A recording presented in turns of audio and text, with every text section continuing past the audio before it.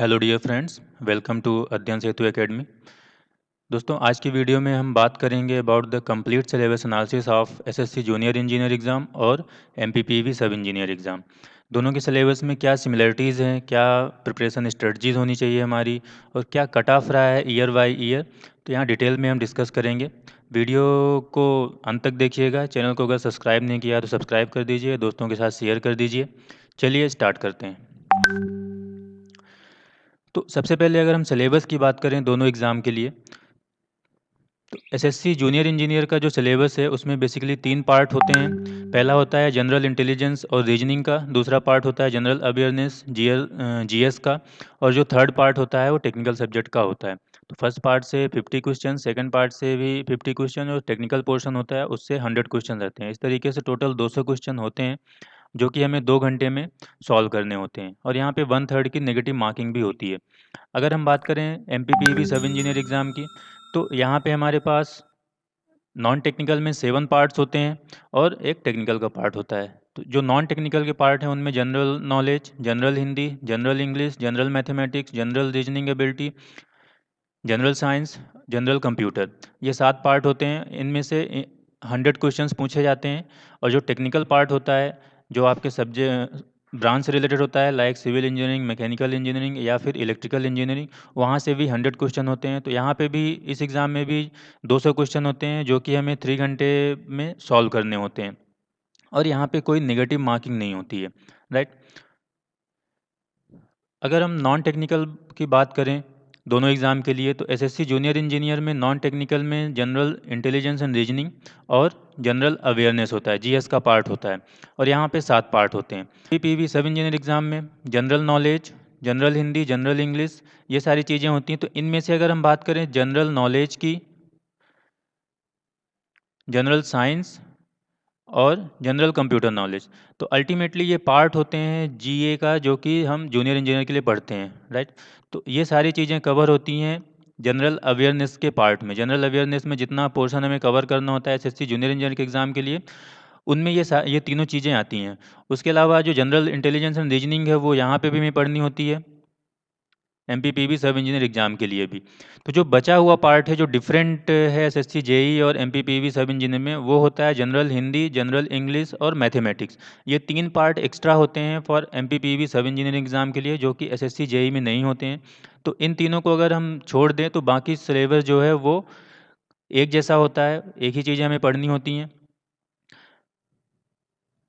अगर हम technical subject की बात करें तो technical SSC junior engineer exam में building material, estimation and costing and valuation, surveying, soil mechanics, hydraulics, irrigation engineering, transportation engineering, environmental engineering, और एक स्ट्रक्चरल इंजीनियरिंग, कोई अलग सब्जेक्ट लेके चलते हैं तो स्ट्रक्चरल इंजीनियरिंग, जिसमें हमें theory of structure, toss, concrete technology, RCC design और स्टील डिज़ाइन पढ़ने पड़ते हैं। तो यहाँ से क्वेश्चन पेपर्स फ्रेम किए जाते हैं, पेपर 1 और पेपर 2 दोनों। पेपर 1 ऑब्जेक्टिव टाइप का, तो इसी सिलेबस से सेट किया जाता है, और पेपर 2 का भी जो सिलेबस है वो यही होता है। अगर हम एमपीपीवी सब इंजीनियर की बात करें तो यहाँ पे भी हमें building material, solid mechanics, design of steel structure, design of concrete and machinery structure, construction practice and management, fluid mechanics, open channel flow, pipe flow, hydraulic machine and hydro power, hydrology, water resource engineering, surveying, solid waste management, environmental engineering और transportation engineering. तो ये syllabus होता है for एमपीपीवी सब engineer exam के लिए technical portion का। तो यहाँ पे अगर हम देखते हैं तो हमें ये लग रहा है कि एसएससी जूनियर इंजीनियर का सिलेबस कम है एज़ कम्पेयर टू एमपीपीवी सब इंजीनियर की, लेकिन ऐसा कुछ नहीं है। यहाँ पे बिल्डिंग मटेरियल हमें दोनों के लिए पढ़ना है, एस्टिमेशन, कॉस्टिंग एंड वैल्यूएशन दोनों के लिए पढ़ना है। यहाँ पे कंस्ट्रक्शन प्रैक्टिस एंड मैनेजमेंट एक एक्स्ट्रा पार्ट है, राइट। सर्वेइंग हमें दोनों एग्जाम के लिए प्रिपेयर करना है, सॉइल मैकेनिक्स दोनों के लिए प्रिपेयर करना है, हाइड्रोलिक्स, यहाँ पे ये हाइड्रोलिक्स लिख दिया है, और यहाँ पे हाइड्रोलिक्स के अंदर आता है fluid mechanics, open channel flow, pipe flow, hydraulic machine and hydro power और हाइड्रोलॉजी। ये 5 सब्जेक्ट हाइड्रोलिक्स ही कहलाते हैं कंबाइनली। तो यहाँ पे केवल हाइड्रोलिक्स लिखा गया है सिलेबस में, और यहाँ पे उन पाँचों सब्जेक्ट का अलग से नाम दिया गया है। तो हाइड्रोलिक्स के अंदर भी हमें ये सारी चीज़ें पढ़नी है, राइट। देन इरिगेशन इंजीनियरिंग, यहाँ पे वाटर रिसोर्स इंजीनियरिंग के नाम से दिया गया है, तो इरिगेशन में हम वाटर रिसोर्स इंजीनियरिंग भी पढ़ते हैं। ट्रांसपोर्टेशन इंजीनियरिंग दोनों के लिए पढ़ना है हमें। इन्वायरमेंटल, यहाँ पे इन्वायरमेंटल बस लिख दिया है, और यहाँ पे सॉलिड वेस्ट मैनेजमेंट और इन्वायरमेंटल, तो ये दोनों ही इन्वायरमेंटल इंजीनियरिंग के पार्ट होते हैं। तो एसएससी जूनियर इंजीनियर में इन्वायरमेंटल इंजीनियरिंग लिखा हुआ है, तो इसमें दोनों चीज़ें कवर होती हैं, दोनों चीज़ें सिलेबस में आती हैं। उसके बाद स्ट्रक्चरल इंजीनियरिंग यहाँ पे भी पढ़ना है, एसएससी जेई के लिए भी और एमपीपीवी सब इंजीनियर के लिए भी हमें स्ट्रक्चरल इंजीनियरिंग का पार्ट कवर करना है। तो एक तरीके से टेक्निकल पोर्शन जो है वो भी एक जैसा है दोनों एग्जाम के लिए, एक आध सब्जेक्ट हैं जो कम या ज़्यादा है, बाकी जो रिमेनिंग पोर्शन है वो सेम है। तो दोनों के लिए हमें एक ही चीज़ें पढ़नी है। अगर नॉन टेक्निकल पोर्शन को हम डिटेल में एक्सप्लोर करें दोनों एग्जाम के लिए, तो एसएससी जूनियर इंजीनियर के एग्जाम में जो पहला पार्ट है नॉन टेक्निकल का, वो होता है जनरल इंटेलिजेंस एंड रीजनिंग। तो जो रीजनिंग आती है हमारे एग्जाम में एसएससी जूनियर इंजीनियर के, उसमें वर्बल और नॉन वर्बल दोनों टाइप की रीजनिंग होती है, और बहुत इंपॉर्टेंट बहुत सिग्निफिकेंट पोर्शन होता है, क्योंकि यहाँ से 50 क्वेश्चंस पूछे जाते हैं, राइट। और जो इनका पैटर्न होता है वो एक जैसा होता है, पैटर्न चेंज नहीं होता है, क्वेश्चन में थोड़ा बहुत चेंजेस होते रहते हैं, पैटर्न फिक्स रहता है कि वर्बल और नॉन वर्बल पोर्शन में से जो भी क्वेश्चन है। नॉन वर्बल का मतलब होता है जो फिगर बेस्ड क्वेश्चन आते हैं, ठीक है ना। कोई शेप दे दिया, उसमें कुछ हमें मिसिंग क्वांटिटी मिसिंग पैरामीटर दे दिया, वो आइडेंटिफाई करना होता है। मिरर वाले क्वेश्चंस आते हैं कि कोई मिरर में कोई ऑब्जेक्ट का क्या व्यू दिखेगा। तो इस तरीके के जो क्वेश्चन पूछे जाते हैं वो नॉन वर्बल का पार्ट होते हैं। रिमेनिंग जो रीजनिंग का पार्ट होता है वो वर्बल कैटेगरी में आता है।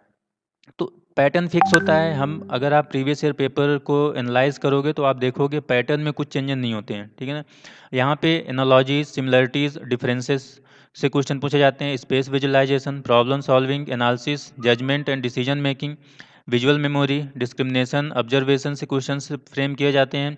रिलेशनशिप कॉन्सेप्ट से भी क्वेश्चन बनते हैं। अर्थमेटिकल रीजनिंग और वर्बल एंड फिगर क्लासिफिकेशन, ये भी बहुत इंपॉर्टेंट टॉपिक है। यहाँ से भी बहुत ज़्यादा 5 से 6 क्वेश्चंस फ्रेम किए जाते हैं नंबर सीरीज से। तो इस तरीके से आप देख सकते हैं। जो सेकंड पार्ट है नॉन टेक्निकल का एसएससी जूनियर इंजीनियर एग्जाम के लिए, वो है जनरल अवेयरनेस का, जीएस का। अब इसमें स्टैटिक जीके और करंट इवेंट्स दोनों से क्वेश्चंस बनते हैं। स्टैटिक जीके में अगर हम बात करें तो history, culture, geography, economics, general polity और साइंटिफिक रिसर्च, तो यहाँ से स्टैटिक टाइप के क्वेश्चन बनते हैं। और करंट इवेंट्स के भी क्वेश्चन इनसे बनते हैं, लाइक जो economy, general polity, science and research, तो यहाँ से करंट इवेंट्स के भी क्वेश्चन पूछे जाते हैं। इसके साथ ही स्पोर्ट्स, जो अवार्ड अभी रिसेंटली दिए गए हैं, और जो जनरल साइंस का पार्ट है लाइक फिजिक्स, केमिस्ट्री और बायो, तो यहाँ से भी क्वेश्चंस फ्रेम किए जाते हैं। और इसी में जो कंप्यूटर के भी क्वेश्चंस फ्रेम किए जाते हैं। तो इस तरीके से जनरल अवेयरनेस में जो पोर्शन दिया गया है, हर एक पोर्शन से 5 to 6 क्वेश्चंस फ्रेम किए जाते हैं। ये फिक्स पैटर्न में ही होता है। लाइक हिस्ट्री से आपको 4 से 5 या 5 से 6 क्वेश्चन मिल जाएंगे। कल्चर से, जियोग्राफी से, इकोनॉमिक्स से, हर एक पोर्शन से 5 से 6 क्वेश्चन हमें देखने को मिल जाएंगे एग्जाम में। अगर आप प्रीवियस ईयर पेपर को एनालाइज करेंगे तो आप देख पाएंगे कि किस तरीके से हर एक पोर्शन से क्वेश्चंस बनते हैं यहाँ पे। अगर हम एम सब इंजीनियर की बात करें नॉन टेक्निकल के लिए, तो नॉन टेक्निकल में जो पहला पार्ट है वो जनरल नॉलेज का है। अब जनरल नॉलेज में यहाँ पे बहुत सारी चीज़ें दी गई हैं, जैसे कि history, India and world, geography, India and world, Indian national movement, cultural heritage, general science, about India, Indian constitution, economy, space and IT, Indian polity and governance, science and technology, right. और यहाँ पे कुछ MP specific questions भी रहते हैं कि MP से related questions भी पूछे जाते हैं। लाइक यहाँ पे जितने भी पार्ट हैं, हर पार्ट से 14 to 15 क्वेश्चंस फ्रेम किए जाते हैं, क्योंकि टोटल 100 क्वेश्चन हमें फ्रेम करने हैं। तो ये भी फिक्स पैटर्न है। जितने भी इसके 7 पार्ट्स हैं नॉन टेक्निकल के एमपीपीबी सब इंजीनियर में, हर एक पार्ट से 14 to 15 क्वेश्चंस फ्रेम किए जाते हैं। तो जो जनरल नॉलेज वाला पार्ट है, यहाँ पे सपोज आपके पास 10 question all over India level के हो गए, तो 5 क्वेश्चंस आपके एमपी स्पेसिफिक रहेंगे, एमपी से रिलेटेड रहेंगे। जनरल हिंदी के पार्ट में अगर हम देखें तो vocabs, general grammar, fill in the blanks, antonyms, synonyms, समास, संधि, वन वर्ड सब्स्टिट्यूट, मुहावरे, आइडम्स एंड फ्रेजेस, और कंप्रीहेंशन पैसेज जो होते हैं, यहाँ से क्वेश्चंस फ्रेम किए जाते हैं। जनरल इंग्लिश की अगर हम बात करें, यहाँ पे भी vocabs, grammar, fill in the blanks, synonyms, spot the error, sentence structure, antonyms, उसके बाद मिस स्पेल वर्ड से क्वेश्चंस रिलेटेड रहते हैं, ठीक है ना। Spelling, sentence in a passage, यहाँ से भी क्वेश्चन फ्रेम किए जाते हैं। One word substitute, idiom and phrases. तो इस तरीके से ये जो बेसिक ग्रामर का पार्ट होता है इंग्लिश में, वहाँ से क्वेश्चन फ्रेम किए जाते हैं, जो कि हम 10th लेवल तक पढ़ते हैं, राइट। जनरल मैथमेटिक्स में number series, data sufficiency, decimal and fraction, simplification, percentage, time and work, profit and loss, time and distance, problem on age, ratio and proportion, HCF, LCM, average, simple and compound interest, mixture and alligation और data interpretation. तो इतने portion से questions frame किए जाते हैं। Math में भी 14 to 15 questions frame किए जाएंगे। अगर हम जनरल इंटेलिजेंस एंड रीजनिंग की बात करें तो यहाँ पे जो हम एसएससी जेई के लिए पढ़ते हैं लगभग उसी सिलेबस से हमें रीजनिंग के क्वेश्चन बनते हैं इस एग्ज़ाम में। तो एक्स्ट्रा हमें कुछ नहीं पढ़ना पड़ता है। Seating arrangement, blood relation, input output, tabulation, coding decoding, alpha numerical series, data sufficiency, ranking, direction, logical reasoning, inequalities, puzzle और साइलोजिज्म। तो ये पार्ट एसएससी जेई में भी कवर होते हैं। तो यहाँ पे हमें दोनों के लिए एक ही चीज़ें पढ़नी है, तो एक हमारे लिए प्लस पॉइंट हो जाता है। कंप्यूटर अवेयरनेस, यहाँ पे MS Office, MS Word, MS PowerPoint, Excel, Windows, internet uses और कंप्यूटर सॉफ्टवेयर एंड हार्डवेयर। तो बेसिकली यहाँ पे आजकल जो पहले जो एग्ज़ाम होते थे लाइक 2012-13 में जो एग्ज़ाम हुए थे वहाँ पे सॉफ्टवेयर, हार्डवेयर इनसे रिलेटेड क्वेश्चंस जनरली फ्रेम किए जाते थे। अगर हम अभी की बात करें तो ऑपरेशन बेसिस क्वेश्चन ज़्यादा फ्रेम होते हैं। लाइक कोई ऑपरेशन अगर आपको परफॉर्म करनी है एमएस ऑफिस में, एमएस वर्ड में, एक्सेल में, तो वहाँ पे आपसे प्रोसेस पूछ ली जाती है कि इसको ऑपरेट करने के लिए क्या प्रोसेस होगी, उस वो ऑप्शन में दिए रहते हैं। ठीक है, तो इस तरीके की चीज़ें ज़्यादा पूछी जाती हैं। हालांकि यहाँ से भी क्वेश्चंस फ्रेम होते हैं हार्डवेयर पार्ट या सॉफ्टवेयर जो डेवलपमेंटल स्टेज है वहाँ से भी क्वेश्चंस आते हैं। लाइक और जो नेक्स्ट पार्ट है दैट इज़ जनरल साइंस। इसमें फिजिक्स, केमिस्ट्री, बायोलॉजी और जनरल साइंस के जो टॉपिक रहते हैं वहाँ से क्वेश्चंस फ्रेम किए जाते हैं। तो ये हमें एसएससी जेई के लिए भी पढ़ना है, ये भी हमें एसएससी जेई में कंप्यूटर बेसिस क्वेश्चंस पूछे जाते हैं तो पढ़ना ही है, राइट। ओके, अगर हम कट ऑफ की बात करें तो कट ऑफ 2018 में जो एग्ज़ाम हुआ था एसएससी जेई का उसमें जनरल कैटेगरी सिविल इंजीनियरिंग के लिए 127 था, ओबीसी का 122, एससी का 107.61 और एसटी का 107.01। ईडब्ल्यूएस जो नई कैटेगरी ऐड की गई है पहली बार, तो इसका कट ऑफ 118.99 गया था, राइट। मैकेनिकल और इलेक्ट्रिकल के लिए जो कट ऑफ था वो 152, जनरल के लिए 149, ओबीसी के लिए 133.39, एससी के लिए 125.49, एसटी के लिए और 147.47 ईडब्ल्यूएस के लिए गया था। जो 2017 में ये पेपर वन के कट ऑफ हैं, तो 2017 के लिए जो पेपर वन का कट ऑफ था जूनियर इंजीनियर सिविल के लिए 117, ओबीसी कैटेगरी में 110, एससी में 101.75 और एसटी के लिए 105। तो इलेक्ट्रिकल में भी आप देख सकते हैं 136, 133। तो इस तरीके से जो कट ऑफ है वो ईयर बाय ईयर इंक्रीज हो रहा है। अगर हम पीछे के सालों के कट ऑफ देखें 2016 में ये कट ऑफ 100 था, ठीक है ना, सिविल के लिए जनरल कैटेगरी में, और इलेक्ट्रिकल मैकेनिकल के लिए 115 था। 2015 में 88 था, राइट। आप पॉज करके देख सकते हैं बाकी कैटेगरी में क्या कट ऑफ है। तो इस तरीके से जो कट ऑफ है वो ईयर बाय ईयर इंक्रीज़ हुआ है। 2015 में 88, 2016 में 100, 2017 में 117, 2018 में 125। तो आप ये एक्सपेक्ट कर सकते हैं कि इस साल का जो कट ऑफ होगा वो भी इंक्रीज़ होगा, राइट। 130, 135 ये यहाँ तक भी जा सकता है जो अभी अक्टूबर में एग्ज़ाम होंगे। अगर हम व्यापम सब इंजीनियर की बात करें तो यहाँ पे जो कट ऑफ है ये 2017 के एग्ज़ाम का कट ऑफ है। सिविल इंजीनियरिंग जनरल कैटेगरी में 147 कट ऑफ गया था, ठीक है ना, एससी में 129, एसटी में 112 और ओबीसी में 145। तो यहाँ पे जनरल और ओबीसी में ज़्यादा डिफरेंस नहीं है, जनरली नहीं रहता है इस एग्ज़ाम में। उसके बाद इलेक्ट्रिकल का 145 था जनरल कैटेगरी में, मैकेनिकल का 153 और ड्राफ्ट्समैन का 147। बाकी आप पॉज करके देख सकते हैं अलग अलग कैटेगरी में कट ऑफ क्या था। और अगर हम सब इंजीनियर एमपीपीबी 2018 की बात करें तो यहाँ पे जो कट ऑफ गया था वो जनरल कैटेगरी में सिविल इंजीनियरिंग के लिए 160 गया था, ठीक है ना, एससी के लिए 144, एसटी 130 और ओबीसी का 157 था।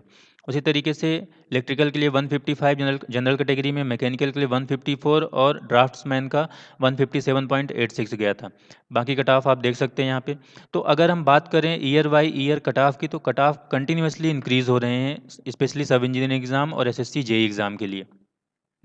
हर साल कुछ ना कुछ इंक्रीमेंट होता है 5 से 10 नंबर का। तो इस साल का जो एग्ज़ाम होना है अभी नवंबर दिसंबर में, तो आप एक्सपेक्ट कर सकते हैं कि ये कट ऑफ 160 से ऊपर ही रहना है, 165 इवन 170 तक भी जा सकता है। तो उस हिसाब से हमें प्रिपरेशन करनी है। अगर हम प्रिपरेशन स्ट्रेटजी की बात करें, अगर आपने सब्जेक्ट इंडिविजुअली पढ़ लिया है, तो बेसिकली जो इम्पोर्टेंट फैक्टर होता है वो होता है रिवीजन का और प्रैक्टिस का। तो रेगुलर इंटरवल में रिवीजन करना है विथ प्रैक्टिस। उसके बाद जो प्रीवियस ईयर का पेपर है वो हमें एनालाइज करना है, उसको सॉल्व करना है। जो भी प्रीवियस ईयर के पेपर अवेलेबल हो पाएँ, मैं यहाँ पे अवेलेबल करवाऊँगा जितने हो सकेंगे, आपको जितने मिलते हैं, तो उन्हें हमें एनालाइज करना है। अब प्रीवियस ईयर पेपर सॉल्व करने का मतलब ये नहीं है कि एज इट इज़ जैसा क्वेश्चन पेपर दिया गया है बस वो क्वेश्चन पढ़ के उस ऑप्शन को हम देखें। सपोज क्वेश्चन कोई है, उसके A B C D 4 option है, तो इस क्वेश्चन का तो एक ही ऑप्शन होगा, यहाँ पे सपोज ए ऑप्शन हो गया। बाकी जो ऑप्शन है, तो हमें ऐसा नहीं करना है क्वेश्चन पढ़ के उसका ऑप्शन देख लेना है बस खत्म। वहाँ पे रिमेनिंग जो ऑप्शंस हैं उनको भी एनालाइज करना है, क्योंकि 70 to 80% ऑप्शन रेलिवेंट होते हैं किसी भी, अगर वो थ्योरेटिकल क्वेश्चन है, न्यूमेरिकल की बात नहीं कर रहे हैं। तो हमें उस ऑप्शंस को भी ध्यान रखना है, उस ऑप्शंस से रिलेटेड क्या क्वेश्चंस पूछे जा सकते हैं उसको भी हमें एनालाइज करना है। ये होता है कंप्लीट पेपर को स्टडी करना, राइट। तो इस तरीके से प्रीवियस ईयर पेपर को हमें देखना है। That's all for today. मिलते हैं नेक्स्ट वीडियो में। Thank you.